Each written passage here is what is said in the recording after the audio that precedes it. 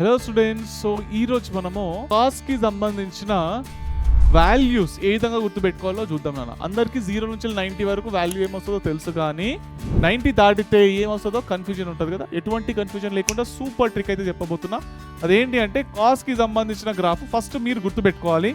అది ఎట్లా ఉంటుంది అంటే ఈ విధంగా ఉంటుంది నాన్న. ఓకే, సో ఇది వచ్చేసి 0, ఇది వచ్చేసి 90 డిగ్రీ, ఇది వచ్చేసి 180, ఇది వచ్చేసి 270, ఇది వచ్చేసి 360 నాన్న. ఓకే, అందరికీ తెలిసిన విషయమే.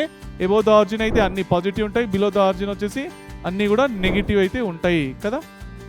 రైట్, అయితే వాల్యూ ఏ విధంగా క్యాలిక్యులేట్ చేస్తామంటే కాస్ 0 కర్వ్ ఎక్కడ ఉన్నది, ఇక్కడ ఉన్నది అవునా, సో +1. కాస్ 90 కర్వ్ ఎక్కడ ఉన్నది, ఆరిజిన్ పైన ఉన్నది 0. కాస్ 180 ఓకే, కర్వ్ ఎక్కడ ఉన్నది, బిలో ద ఆరిజిన్, వాల్యూ ఎంత -1. కాస్ 270 కర్వ్ ఎక్కడ ఉన్నది, ఆరిజిన్ దగ్గర ఉన్నది 0. కాస్ 360 కర్వ్ ఎక్కడ ఉన్నది, ఇక్కడ ఉన్నది కదా. సో వాల్యూ ఎంత +1.